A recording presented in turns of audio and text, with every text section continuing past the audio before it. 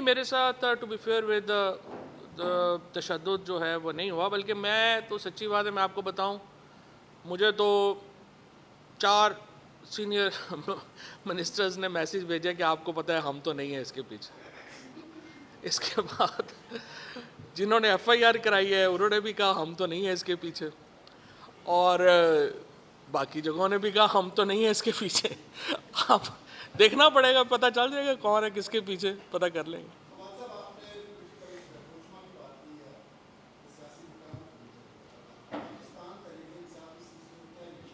हम इनिशिएटिव तो उन्होंने लेना है, हम तो कह रहे हैं, देखें सिंपल, हमारा बड़ा मुतालबा ही नहीं, हम तो कह रहे हैं आइन पे इम्प्लीमेंट करें।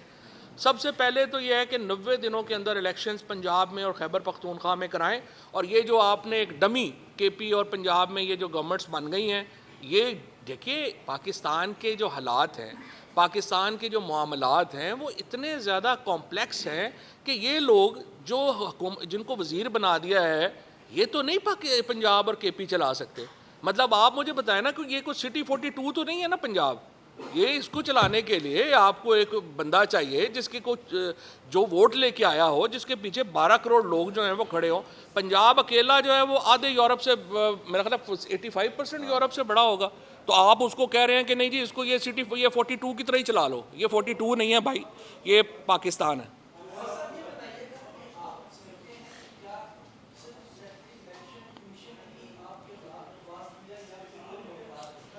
वो बस क्या कहें, वो सेक्रेटरी इलेक्शन कमीशन को बेचारे को तो पता ही नहीं है क्या। बहरहाल वो कहता उसे भी नहीं पता, दूसरे कहते हैं उसे भी नहीं पता, लेकिन मैंने कहा चले छोड़े, जिसको भी पता है पता चल ही जाएगा।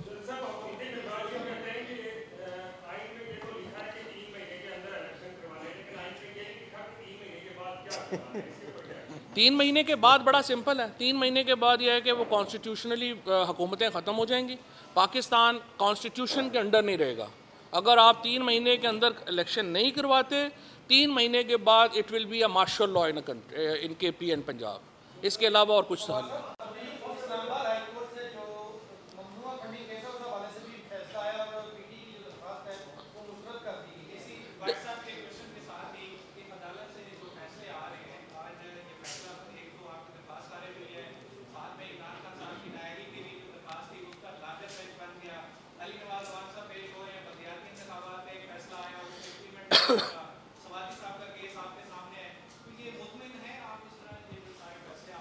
देखिए बात यह है कि अभी एक इस फैसला भी डिटेल नहीं आया, क्योंकि इसमें मैं ज़रा देखना ये चाहते हैं कि क्या उन्होंने ये डिक्लेयर किया है कि जुडिशल ऑर्डर है या एग्जेक्टिव ऑर्डर है। और अगर एग्जेक्टिव ऑर्डर है तो फिर तो ज़ाहिर है कि उसकी हैसियत जुडिशल नहीं होगी और वो दोबारा चैलेंज होगा। सो इसलिए मैंने इसलिए उस पर तबसरा नहीं किया कि मैंने अभी तक उसकी डिटेल जो है वो नहीं पढ़ी।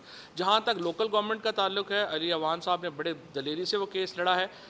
मैं आपको बताऊं, जो सबसे ज़्यादा जुडिशरी अपने आप को आई वुड से कि जहाँ पे जुडिशरी एतमाद खोती है वो वहाँ पे होता है जहाँ पे वो फैसला देते हैं और वो इम्प्लीमेंट नहीं होता। आप देखिए जब ये फैसला आया लोकल गवर्नमेंट का और उन्होंने कहा कि आप कल ही इलेक्शन करवाएं, उसके बाद जुडिशरी अपना फैसले इम्प्लीमेंट नहीं करा सकी। लाहौर में मुझे जज साहब ने कहा कि आप उनको मेरे सामने पेश करें। 4 दफ़ा जज ने हाई कोर्ट के जज ने कहा कि जो है उसके सामने पेश किया जाए। एक जो है वो SHO ने जो है वो एक फ़ोन कॉल के ऊपर जो हाई कोर्ट के जज का जो ऑर्डर था उसको अपने जूते की नोक पे रखा। ये जब हो जाता है ना, जब अदालतें अपने फैसले और फिर बाद में बदल जाते हैं कि नहीं हो गया अब हम क्या करें, वहाँ पे जुडिशरी को बहुत एहतियात करनी चाहिए। ये जो इस्लामाबाद में हो रहा है ये बहुत ही अनफॉर्चुनेट है, और अगर ये जिस तरीके से जुडिशरी ने अपना फैसला इम्प्लीमेंट नहीं करा पाई, इससे बहुत नुकसान पहुँचता। टिका एक मिनट।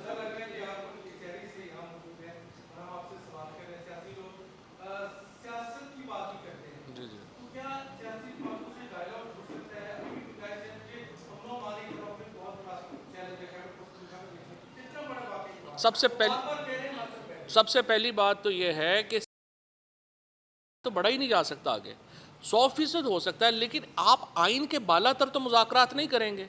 जब आप इनसे बातचीत करते हैं वो कहते हैं जी पहले आप हमारे केसेस पे बात करें, वो तो नहीं इमरान खान करेगा। 1100 अरब, एक तरफ हमारे पास वो कहते हैं जहर खाने को पैसे नहीं है, दूसरी तरफ 1100 अरब रुपए का एनआरओ हो गया। सारी काबीना आप देखें वो कभी पाकिस्तान में ठहरी ही नहीं है। जब देखें कोई जहाज़ के ऊपर बैठा हुआ इधर जा रहा है, किसी की सर्जरी हो रही है, किसी के दांत में दर्द हो गया है, किसी का गला ख़राब है। अजीबो गरीब मुल्क चला जो है तरीके से मुल्क चला रहे हैं। सो सबसे पहले उन्हें आइन को तस्लीम करना होगा और बातचीत करनी होगी।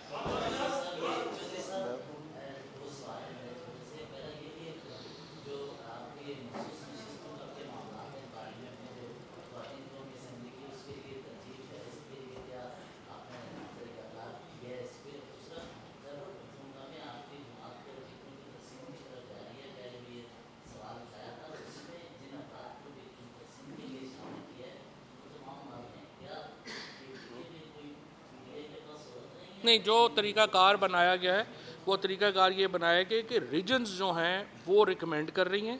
रीजन्स के अंदर जो हैं वो ख़वातीन भी शामिल हैं, सारे शामिल हैं। वो सेंट्रल बॉडी को भेज रही हैं और सेंट्रल बॉडी जो है वो आगे उसको भेज रही है। और आपकी बात, ये बात मैं तो हमेशा ये इसकी तायद करूँगा, ख़वातीन की तादाद ज़्यादा होनी चाहिए नॉमिनेशंस में। I am all for women empowerment, उससे ज़्यादा होना चाहिए, कोई शुबा नहीं है।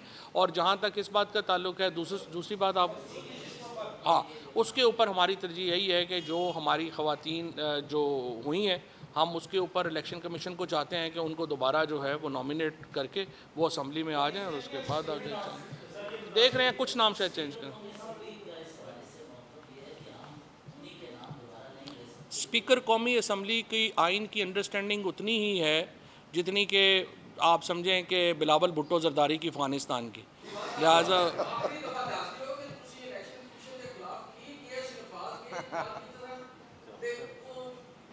चलो कभी चंगा सवाल भी करें। इलेक्शन कमीशन के बारे में जो कुछ कहा है वो जो कुछ मैं उस पर कायम हूँ। चलो चंगा सवाल भी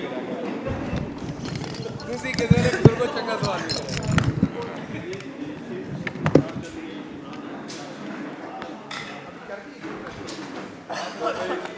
यार है।